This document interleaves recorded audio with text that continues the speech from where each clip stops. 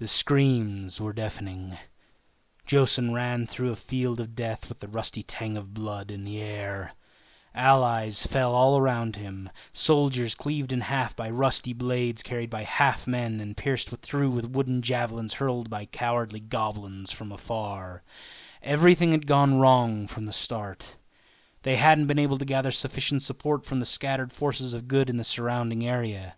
Then they'd been spotted by enemy scouts before they could charge, and they had found an enemy prepared to meet them, rather than one who wasn't expecting their impetuous charge. Still, they had already committed to the charge, and so they had closed the distance to their doom. Despite all that, Joseph could see the distance shrinking between him and the large gates of Calictrum.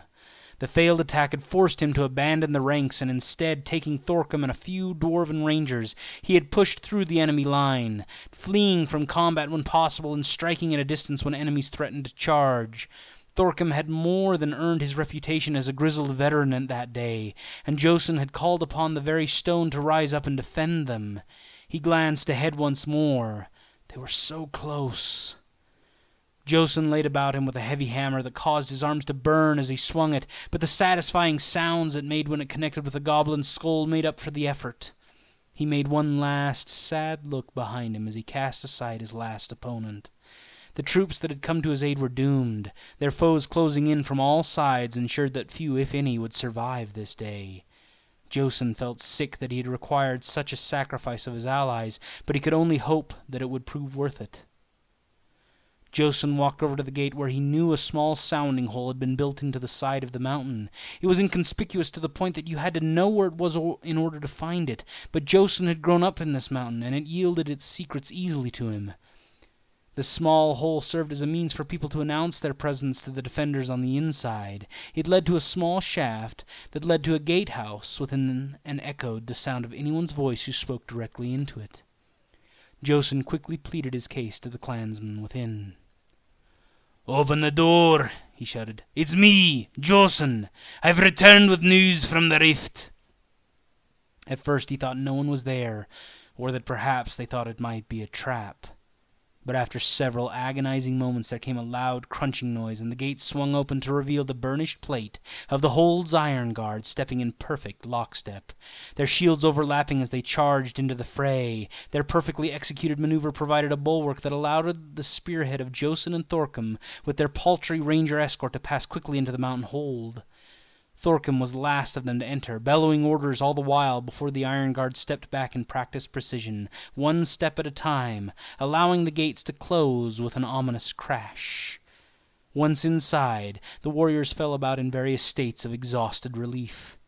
A surly-looking dwarf in polished steel plate and a snow-white beard came stalking towards Joseph. He recognized him. He was the Grand Master of the keep, Corbun Gregund, and he did not look pleased. "Where ha' you been?" he thundered as he walked up to Joseph. "There was a problem in the forest," Joseph began, but stopped himself. This was no time for excuses. "I was delayed. I beg your pardon for such a thing. But there be no time for fixing blame now. We needs to get into the bowels of the mountain quick, afore the rift there can get worse." Corbun raised his eyebrows at Joseph. "How do you know that there be a rift down below?" he asked. "And if there is, what do you plan on doing about it?" In response, Joseph raised his hand and removed his glove to expose the embedded crystal and the swirling patterns etched into his skin.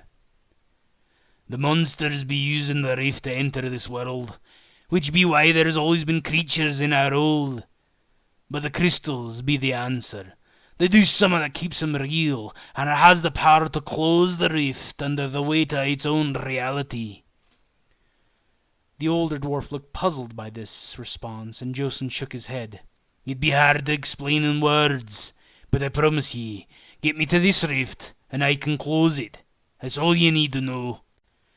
Corbun stared for several moments at Joseph, his gaze occasionally flickering to the crystal embedded in his hand. Finally he grunted and nodded. "There be one problem with your plan," he said, turning and motioning for Joseph to follow him. "A few weeks ago we found a group of ratmen coming up through the rocks. They found the way into the mines, and they're pushing troops through faster than we can plug the holes. The armies that be outside are nothing more than a diversion. The real fight be below, and we're not doing too well." "Can we mount an offensive?" Josson asked. "If we can punch through to that rift, then it dinna matter what we do up here. The darkness'll take us all." "What are ye asking me, lad?" Corbin stopped. His voice was grave. Josson took a deep breath before speaking, knowing the weight of his request. "Ha' everyone pull out of their stations, rally the troops, and march 'em straight down to the mines. The rift be everything in this. If we do not stop that, it'll no matter how long we can keep the hold." "Ye be asking me to abandon my keep?" Corbin turned to face Josson. "Say that to my face, so that I knows ye be serious." Josson hesitated a moment, staring into the old dwarf's fierce gaze, but he knew the cost of what he was asking. "I be asking ye to forsake the hold, at least for now." Josson's voice was steady as he spoke. "Dinna forget that this be my home, too."